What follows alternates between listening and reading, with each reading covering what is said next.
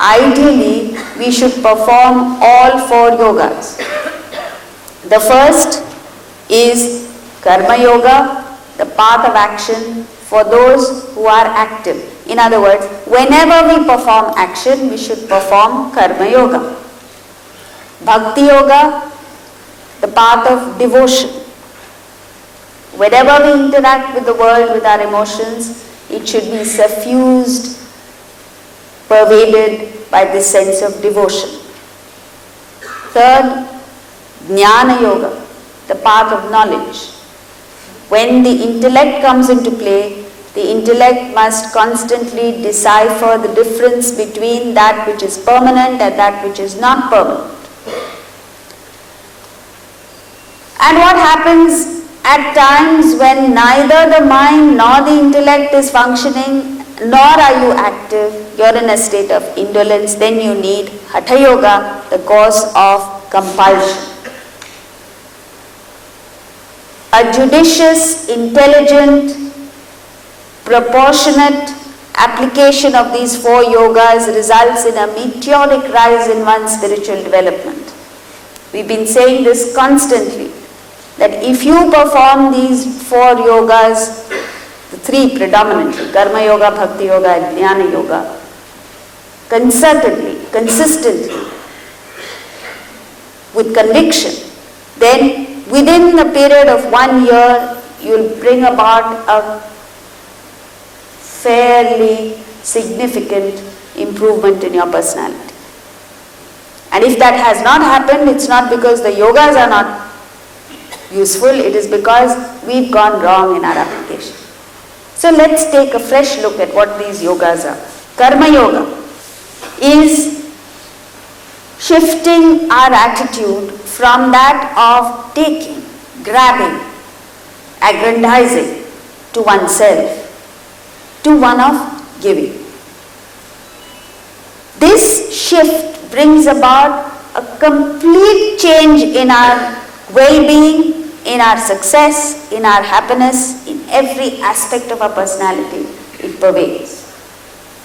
If we are not successful, if we meet with losses, if we meet with mishaps in life, it is because we don't have this attitude of giving.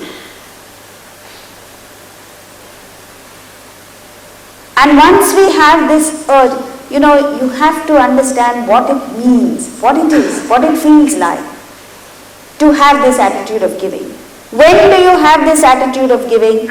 When you are acutely aware of your indebtedness in life. Today we don't feel indebted towards anybody, anything in life. We feel we have a right to take things from people. When you become aware of all the things that have been bestowed on you, not only start from things that you can see, from your parents, from teachers, from educational institutions, from society, from the municipality, from the government, across the board, right up to that divine source that divine power which has lent you, which has given you every little thing that you need at the right time, at the right place, in the right proportion.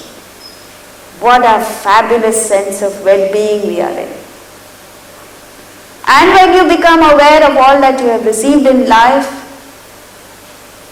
you develop this sense of indebtedness. And this is a fabulous attitude to gain. When you feel indebted and you want to pay back, you want to offer your thanks, what can you do? What will you do? You can only pay back, or you can't really pay back all the people who have given you things. The only thing that you can do is develop this attitude of repayment, of thanksgiving. At least you can express your thanks. And what must you do for that? You don't need to do any earth-shattering thing. Just identify the area of your talent. In what field are you talented? If you're a musician, you offer your thanks through music. If you're an artist, you offer your thanks through your art. If you're a business person, you offer your thanks through business. So in the area of your talent, you function in an attitude of giving. Just the attitude is enough, because there's nothing really that you can give. And this has been portrayed in the 9th chapter of the Gita. It says, Patram Pushpam Phalam Toyam. What can you give to that divine power that has bestowed you with 1,000,000 things? Whatever you give will not be sufficient. So it's the attitude that counts. Patram, a leaf. Pushpam, a flower. Phalam, a fruit. And if you say, oh, where can I get a leaf, a flower, a fruit? Doesn't matter, give at least water. And not gallons and gallons of water, because then you'll say, in Delhi there's a shortage of water. Few drops of water is all that you have to offer. In other words, it's not what you do that matters, it's the attitude with which you do it that matters.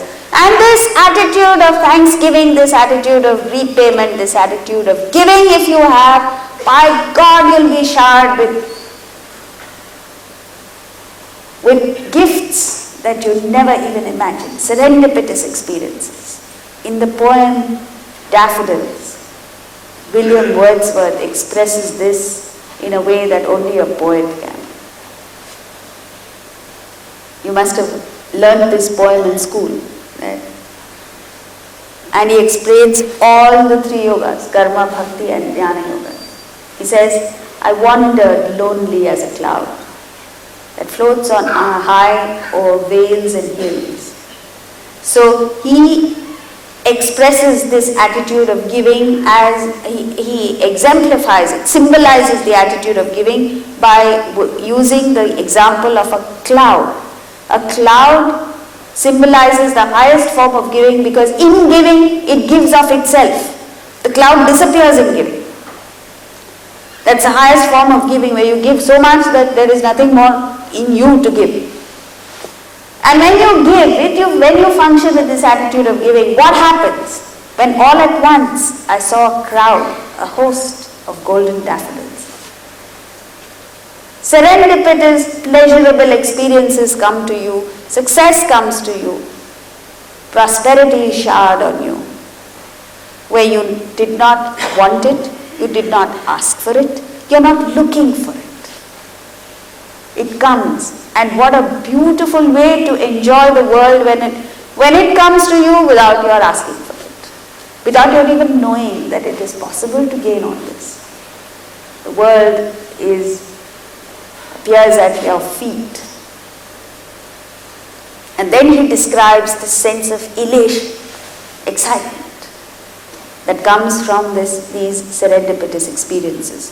So, and then the fruit of your endeavor, that's what he says. The fruit of your endeavor you accept as prasad. In any spiritual activity, at the end of the spiritual activity, you get prasad. Even here, on the last day, you will get prasad. That prasad is usually sweet, pleasant. So the fruit of your action, when you perform action in a spirit of thanksgiving, in a spirit of indebtedness, in a spirit of giving, whatever comes out of that action is super sweet, very, very pleasurable. Now when you say this, the converse is also true. When you perform actions with the attitude of taking, when all that concerns you is just my well-being, how do I cut losses? How do I make profit? In every activity, this sense of taking is so rampant that it is very rare to find a person who functions in an attitude of giving. This requires focus. In anything, even if it be a sport. Now the cricket match is going on, the test match is going on.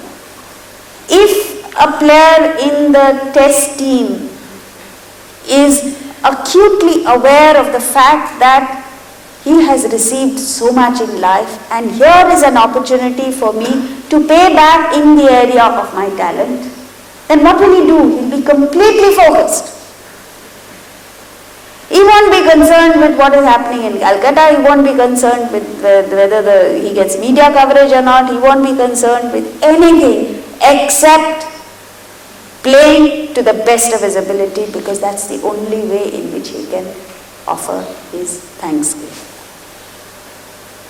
As against this, in Bombay recently, there was a music performance and a well-known musician came to Bombay. He was supposed to perform in the evening at a very prestigious auditorium venue.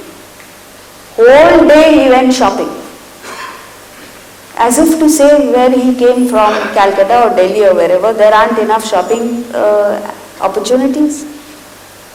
And the whole day when you go shopping in the evening, what can you sing? There was no focus, there was no dedication, the whole performance fell flat. This is the thing. You know, there are 3 young people who have accompanied me from Bombay. None of them have gone sightseeing, none of them have gone shopping. Nobody is looking for, Lajpat Nagar or Khan Market or nothing.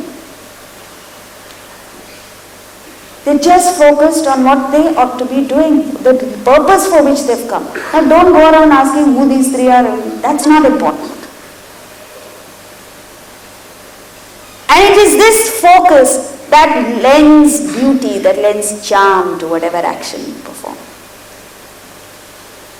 It's not that you should not go shopping. It's not as if shopping is taboo in Vedanta. But it's the focus. It's the attitude of giving. And once you have this attitude of giving, you gain success. You're happy because the focus itself, the fact that you are performing that action as an act of thanksgiving gives you so much pleasure, because you're looking for opportunities to give. This is the difference. Now you look at all the successful people in the world, you'll find that they are all givers. You look at all the failures in the world, you'll find they're all takers. There's no sense of obligation, there's no sense of commitment, there's no sense of, there's just acting on whims and fancies. How will you not be a failure? And when we fail, even then we don't learn from our mistakes. Then you sit there and say, oh, my stars are bad and my tarot cards I should go to, or astrology I should go to, or the system should change, or I should invest more money, or all extraneous matters. You never come to terms with the root cause of your failure, which is, there's something wrong with the way in which I'm functioning. There's something wrong with my attitude. So, Karma Yoga is the ability to get into this mode of indebtedness. It's not difficult, because these things are staring you in the face. All the gifts that you have received from the moment you were born till now, it's so overwhelming. If you miss it, you've got to be blind. The next, Bhakti Yoga. Now when you feel a sense of indebtedness, there is automatically a feeling of gratitude towards the people who have given you all this, towards limited ideal people in the world, and towards that supreme power. And when you develop this sense of gratitude, you engulf the whole world with a feeling of oneness, because you view the diversity that there is in the world not as different demarcations and distinctions, but as all expressions of that one divine power. And so there is a fusion in your attitude towards things, not fission. There's a world of difference between them. And if you see any demarcations, Vedanta says, if at all you see any distinctions and demarcations, they only lie in your mind, not out there.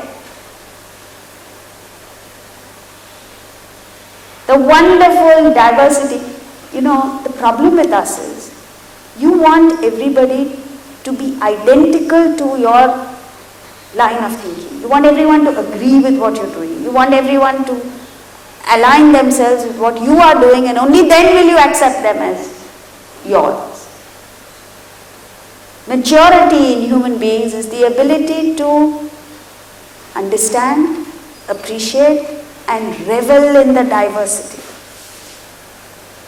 You all like designer clothes, right? Designer clothes means what? There's only one piece, strictly speaking. There's only one piece of that kind in the whole world, and you're wearing it. But when it comes to human beings, it never occurs to you, you don't need to wear designer clothes. You are a designer piece by yourself. There is no other individual like you in the world. The wonderful diversity that there is in the world is so charming, so enchanting, so wonderful. But you spoil it all by wanting everyone to be like you. You want everyone to speak the language you speak, only then you can accept them as one. You want people to be, all of them to go to the same school as you are, only then you can understand one. The ability to understand, to reach out to people who are different from you and accept them as one is one of the most important characteristics of resilience. If this great Indian civilization has lasted thousands and thousands of years without getting destroyed, it's because of this resilience we have in our culture, where we accept people of different cultures, different religions, different lifestyles as one of us. The ability to see that there is this oneness. And in the 12th chapter of the Gita, Krishna himself gives out 35 qualities of a bhakta, a devotee. And the very first quality he says, one who hates no being. One who hates no being, not just human being. So don't say, I love all human beings, but chicken I will cut and eat. I hate chicken. You can't say that. Or you can't say, I love everybody. He puts it in the negative because we tend to cheat, we tend to slip. Suppose he had said, one who hates all beings, you'll be smug in the belief that, oh, I fit into this definition of bhakta. So you'll say, I love everybody except my mother-in-law. There are no exceptions. That's why he puts it in the negative. One who hates no being. If you hate your mother-in-law, if you hate a chicken, if you hate a cockroach, you're out. You're not a bhakta. How can you not hate anybody? You might say, I see negative qualities in people. And because of that, I hate the individual. To which the Gita gives you a wonderful way by which to segregate the person from the quality. To say he is a fine individual, he's God's good man, he just happens to have certain negative qualities. As Christ said, hate the sin, but not the sinner. And once you develop this bhakti, once you develop this attitude of non-hatred towards all beings, then what? Number one, all sorrows go. Number two, delusion goes. So shoka means sorrow. That goes first, and then moha, delusion goes. Now come back to us. If you are feeling sorrowful, if you are depressed in life, if you are feeling low, it has nothing to do with external circumstances, it's only because you have no love in your heart. So cultivate that. You'll get over your sorrow, you'll get over your depression, you'll get over this delusion that we are pervaded by. Jnana yoga, mind you, we are just taking a little bit of it, we're just skimming the surface of these three yogas. It is a lifelong process of inculcating, integrating these three yogas in our life, 4 yogas in our life, in such a way that you rise to the highest level of human development. So, the next is jnana yoga. Jnana yoga is not mastery over the Bhagavad Gita or Upanishads. Jnana yoga is not getting PhD in philosophy. Jnana yoga is the ability to discern, distinguish the permanent from the impermanent in life. It's as if in life, that permanent divine aspect is playing hide and seek with us. So it appears in flashes. And before you can capture it, before you can see it, before you can identify that, this is the permanent aspect of life, it's gone. And what remains is the impermanent. So you and I are affected by the changes of the world. We are affected by that which is impermanent in the world. And the solution to this is to anchor yourself in the permanent, which is Atman. Once you are anchored in the Atman, the variations, the changes, the coming and going of the impermanent does not affect you. The Sanskrit word for the world is samsara. Samsara means that which comes and goes. So everything in the world comes and goes. Profits come only to go, losses come also to go. Pleasure comes for a while and then it leaves you. Sorrow also comes and then leaves. So also with honor and dishonor. But in and through these fluctuations of life, there is something permanent. And if you are able to hang on to that permanent, you'll find that the comings and goings of the impermanent become a source of amusement to you. Today, it's a source of sorrow. This is the difference. So, Jnana Yoga is the ability to X-ray through the impermanent aspects of life and zero in on the permanent. Now, the fourth, if you're not able, there are times when each one of us goes through this phase where you're in complete tamas. Yesterday we saw sattva, rajas, tamas. And neither your mind is able to feel any emotions, nor is your intellect able to distinguish anything, discriminate between pairs of opposites. At that time, what do you do? Nor are you able to act. At that time, you have this Hatha Yoga, the course of compulsion, where you go through certain pranayam and asanas, which not only keep your body fit, but gets your body active, and your mind and intellect get reactivated. And once you get reactivated, you can then move on to Karma Yoga, Bhakti Yoga and Jnana Yoga. With the performance of all these yogas, you reach the state of what is known as uparati, withdrawal from the world. You remember we mentioned Wordsworth and the poem Daffodils. He goes through all the three yogas, including uparati and meditation. So, after describing how a person functions with the spirit of giving like a cloud that floats on high over vales and hills, when you function in a spirit of giving, you rise above the ups and downs of life which don't affect you anymore. And then you meet with these serendipitous experiences, when all at once I saw a crowd, a host of golden daffodils. Beside the lake, beneath the trees, fluttering and dancing in the breeze.